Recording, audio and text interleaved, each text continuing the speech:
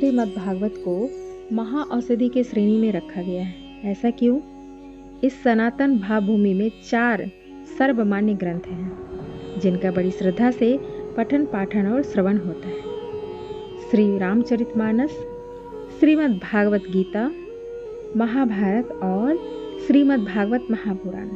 जय श्री कृष्णा भक्तों, राधे राधे। वैष्णव परिवार भक्ति रस में आपका बहुत बहुत स्वागत है। अभी तक हमने श्रीमद् भागवत महात्म्य श्रवण किए हैं और इसमें इतनी ज्ञानवर्धक कथाएं हैं। आज के एपिसोड में हम जानेंगे क्या है आखिर श्रीमद् भागवत, क्यों इसे महाऔषधि की उपाधि दी गई है। अभी तक आपने चैनल को सब्सक्राइब नहीं किया तो प्लीज़ चैनल को सब्सक्राइब कर लीजिए और वीडियो को अपने दोस्तों के साथ ज़रूर शेयर कीजिएगा ताकि हमारे सनातन धर्म का ज़्यादा से ज़्यादा लोगों तक प्रचार हो सके और उनको भी जानकारी मिल सके। वीडियो को अंत तक प्लीज़ श्रवण कीजिएगा। असत्य है संसार और सत्य है ईश्वर, परंतु हमारा व्यावहारिक जीवन असत्य के प्रति बहुत उत्साहित और सतर्क है और सत्य के प्रति उतना ही उदासीन। वास्तव में यदि झूठ कुछ दिन चलता भी है तो वह सत्य के बल पर ही चलता है। हमारे चिंतन का दोष यह है कि हम संसार और संबंधों की उपस्थिति को सत्य मानते हैं और ईश्वर को अनुमान का विषय मानते हैं। हमने असत्य संसार की मान्यताओं को विश्वास की सशक्त भूमि पर स्थापित कर दिया है और सत्य ईश्वर को हमने अनुमान की बैसाखी पर बैठा रखा है। अनुमान की धुंध में अपने स्वयं की वास्तविकता को लेकर हम बैठे हुए हैं। ईश्वर अनुमान का विषय नहीं है बल्कि अनुभव का विषय है। सत्य का अस्तित्व हमारे अनुमान में नहीं, हमारे अनुभव में आना चाहिए। जब ईश्वर वह सत्य हमारे व्यवहार में, हमारी अनुभूति में, हमारे आचरण स्मरण में आएगा तब संसार का विस्मय होगा। हमारी इस प्रवृत्ति से निवृत्ति का संधान ही श्रीमद् भागवत की कथा है, श्री कृष्ण की कथा है। आज मानव जीवन खंड खंड में जी रहा है। बचपन के बाद जवानी, जवानी के बाद बुढ़ापा।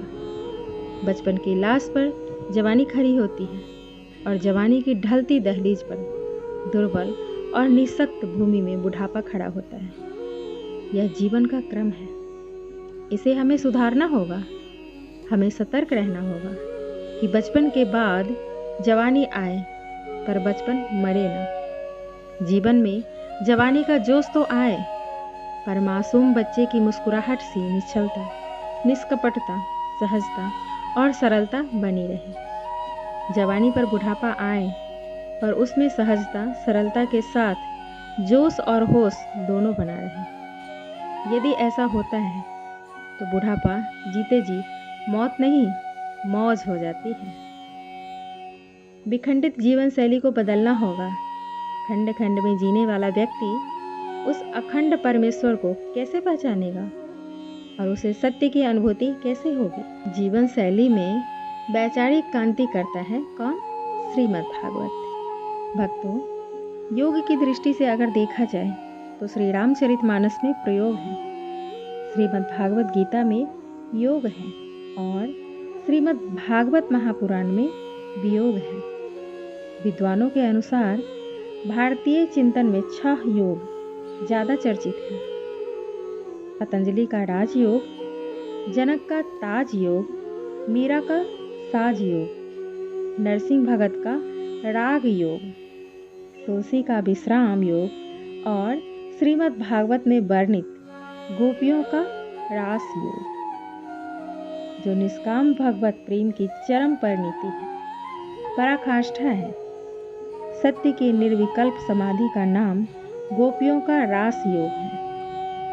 भागवत कथा की विशेषता यह भी है कि रामचरितमानस में श्री राम की कथा है जो ब्रह्म है, सत्य का श्री विग्रह है, उनकी कथा है और श्रीमद् भागवत में भक्तों की कथा है।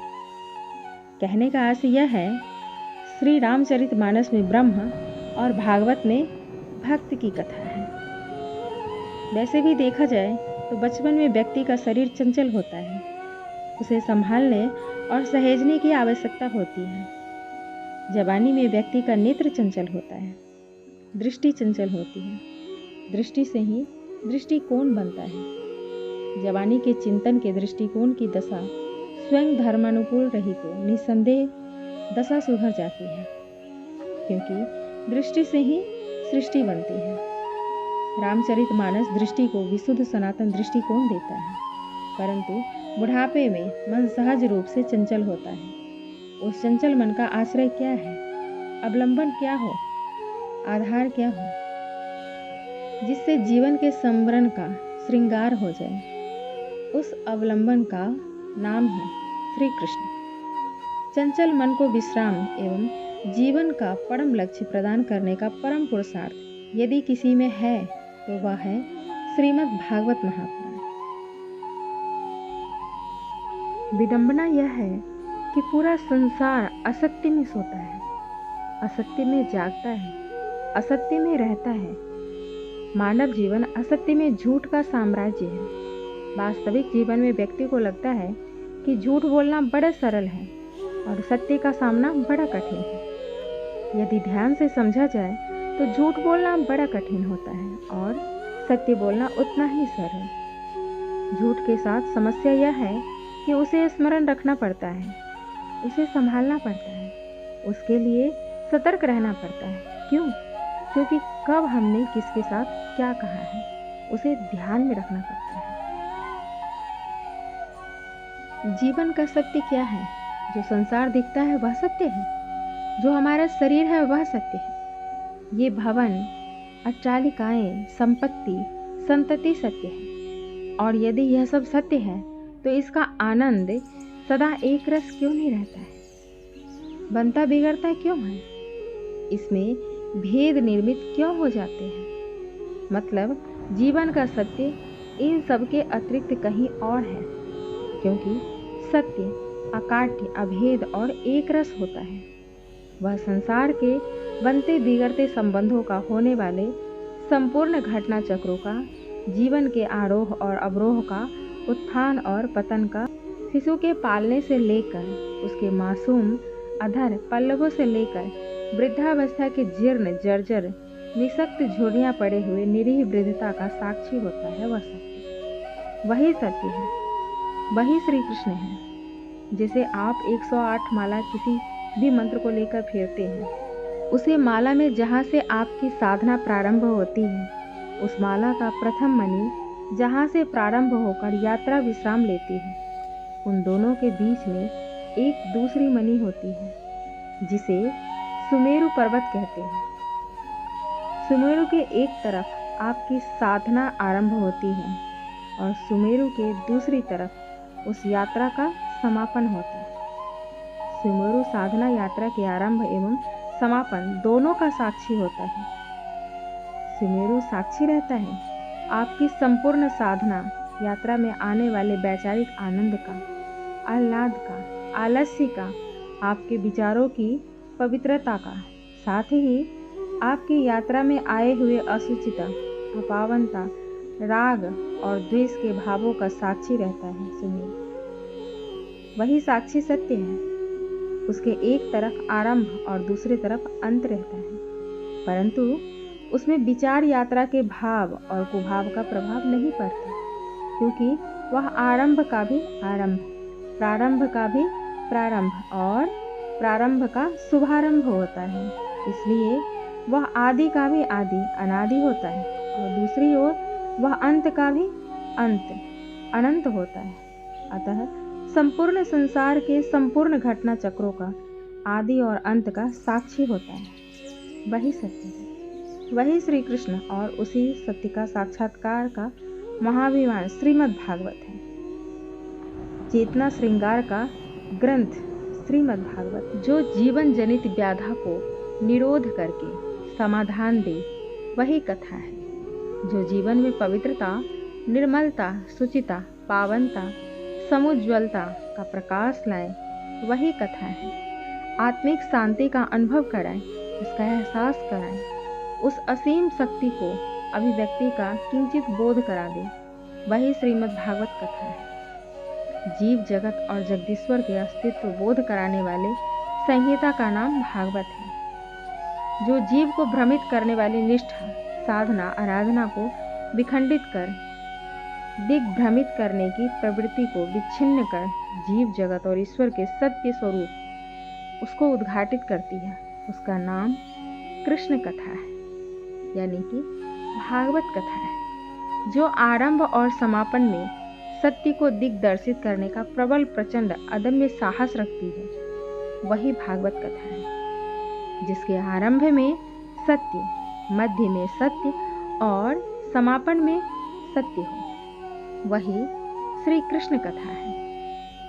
एक स्वच्छ जीवन शैली की दिशा निर्धारित करती है भागवत कथा। जीवन में एक उत्सव, आनंद, उमंग, तरंग, आह्लाद, नवयौवन, चेतना, समरसता, सद्प्रवृत्ति का वातावरण निर्मित कर मृत्यु को भी उत्सव की भांति मनाने का साहस, संबल किसमें है? श्रीमद् भागवत कथा प्रदान करती है, क्योंकि उसमें जीवन का सत्य है। इस सत्य की मीमांसा मनुष्यों ने अपने अपने ढंग एवं सामर्थ्य से किया है। मम आत्मरूप श्री रम। इसीलिए विद्वान लोग श्रीमद् भागवत को पुराना कर्ण कहते हैं। अर्क का मतलब होता है सूर्य। पुराणों का सूर्य श्रीमद् भागवत है। इसमें प्रकाश है, चिंतन है, दिशा है, जीवन के संपूर्ण रसों का सार है। ऐसा कहा जाता है कि लीला के संवरण के समय भगवान श्री कृष्ण ने उद्धव जी से कहा था कि मैं अब क्षीर सागर नहीं जाऊंगा, अब मैं व्यास जी और सुखदेव जी के शब्द मंत्र में अनुप्रमाणित श्रीमद् भागवत कथा में स्थित रहूंगा। इसलिए श्रीमद् भागवत पुराण का अर्क और अध्याय का दीप माना गया है। भक्तों, इन ग्रंथों की गरिमा को यदि व्यावहारिक दृष्टि से देखा जाए तो जीव को बचपन में महाभारत पढ़ना चाहिए, ताकि उस संदर्भों से सतर्क हो सके। वैसा ना करे जिससे भारत में महाभारत की पृष्ठभूमि बनी थी। जवानी में रामायण पढ़ना चाहिए, जिससे श्री राम और भरत जी जैसे उदार बंधुत्व की कल्पना से संस्कृति, समाज और राष्ट्र का श्रृंगार हो सके। उन आदर्शों को मानने और करने का संकेत है। परंतु वृद्धावस्था में जब आकर्षणहीन जर्जर शरीर में पड़ी हुई झुर्रियाँ शिथिल होते हैं, अंग प्रत्यंग अपने प्रिय संबंधी जनों के द्वारा उनके द्वारा की गई उपेक्षा का हलाहल पीकर जवानी के संवरण काल में जीवन के परम सत्य मृत्यु का आलिंगन करने का साहस श्रीमद् भागवत महापुराण से मिलता है। महाभारत के प्रथम श्लोक में यह विषय संदर्भित है कि जीवन के महाभारत को किन संसाधनों से जीता जा सकता है। भौतिकवादी संग्रह, सम्मति की प्रबलता, संतति का बल और संसार में पुरुषार्थ जन्य धनबल से, जनबल से जीवन के संघर्ष को जीता जाना संभव नहीं है। महाभारत के अंतिम चरण में मानव दुर्योधन का प्रतीकात्मक चरित्र का यक्ष प्रश्न है कि महाभारत की नदी इसका प्रवाह बन रहा है, जिसके एक तट पर मृत्युजीत भीष्म पितामह है, दूसरे तट पर इच्छा मृत्यु का वरदान प्राप्त गुरु द्रोण है। जयद्रथ महाभारत की नदी का जल है, 100 कौरव उस नदी के कमल हैं, अश्वत्थामा और विकर्ण उस प्रवाह के मगरमच्छ हैं, और कर्ण उस कटाव का नाम है जो महाभारत की नदी का प्रवाह बदलने का सामर्थ्य रखता है। दुर्योधन पार होने वाला नाविक है। अब प्रश्न यह है कि यह इच्छा मृत्यु और मृत्यु जीत योद्धाओं के रहते हुए भी दुर्योधन की नैया पार क्यों नहीं लगी? महाभारत के युद्ध का परिणाम दुर्योधन के पक्ष में क्यों नहीं हुआ? इसका सीधा उत्तर था, दुर्योधन के पास सब कुछ आयुध थे, पर उसके नाव खेने वाला केवल श्री कृष्ण नहीं थे, हमारे केशव नहीं थे।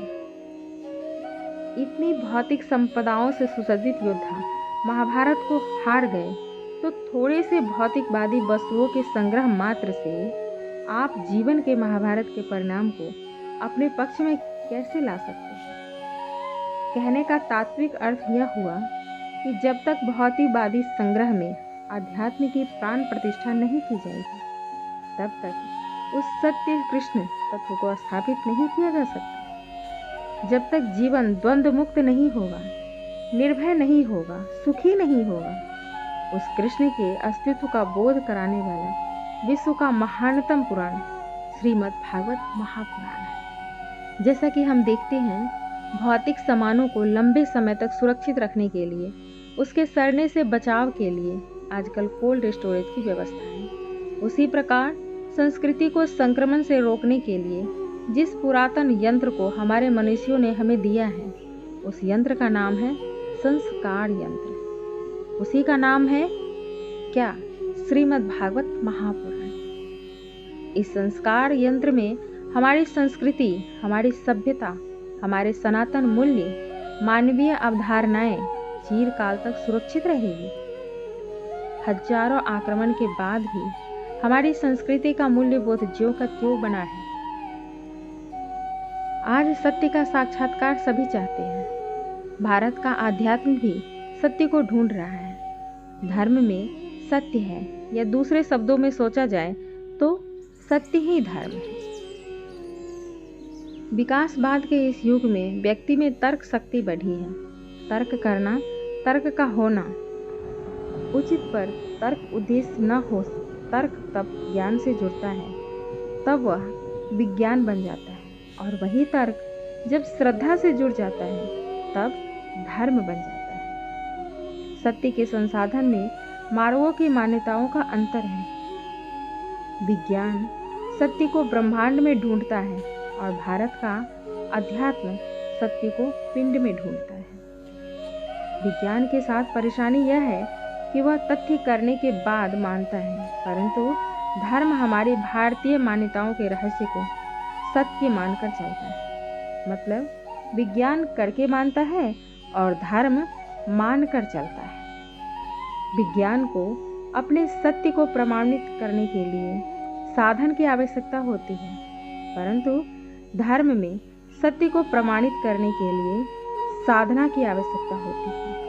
भारतीय मनीषी सत्य को पिंड में देखते हैं। प्रत्येक जीव के स्पंदन में, उसके अस्तित्व में, उसकी आकृति और प्रकृति में उस परम सत्य का अनुभव करते हैं। स्थूल दृष्टि से देखा जाए तो सत्य के अनुसंधान की इस यात्रा में विज्ञान मस्तिष्क और धर्म पैर है।